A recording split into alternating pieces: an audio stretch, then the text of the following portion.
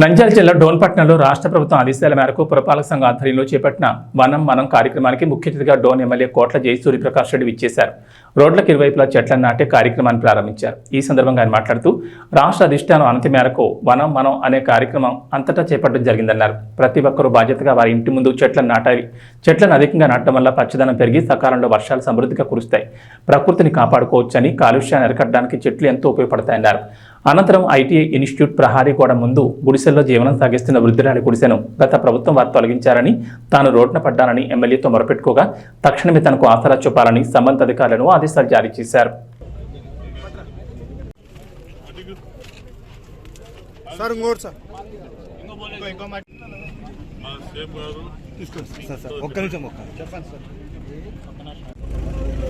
మా ముఖ్యమంత్రి గారు, డిప్యూటీ ముఖ్యమంత్రి గారితో కలిసి కూడా మనం కింద ప్రోగ్రామ్ ఇచ్చారు.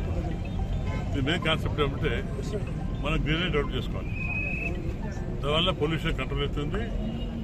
తద్వారా వర్షాలు పడే మంచి అవకాశం ఉంది. ఎందుకంటే చాలా చోట్ల చెట్టు కొట్టేస్తున్నాం, పొల్యూషన్ అవుతుంది, బాగా పొల్యూట్ అవుతుంది. దాంతోపాటు వర్షాలు కూడా రావట్లేదు. ఎందుకంటే చెట్లు బాగుంటే వాతావరణం చల్లగా ఉంటుంది, చెట్లు కూడా మేఘాలు ఆకర్షించుకొని వర్షం పడే పరిస్థితి ఉంది. అవన్నీ ఏర్పాటు చేయాలి. కాబట్టి తప్పకుండా అందరూ కూడా పెద్ద ఎత్తున ఎవరైతే కొత్త ఇంటి కట్టుకుంటారో ప్రతి ఇంటికి చెట్లు నాటుకోవాలి. ఒక పద్ధతి పోతే మనగా పొల్యూషన్ కంట్రోల్ అవుతుంది. మనకు కూడా సకాలంలో వర్షాలు పడేది, ఫ్యూచర్లో సకాలంలో వర్షాలు పడే అవకాశం ఉంది. మనకు వర్షాలు లేవు, మన ఋతువాలు మర్చిపోయినాం. సముద్రంలో తుఫాను పెడితే వర్షాలు వస్తున్నాయి.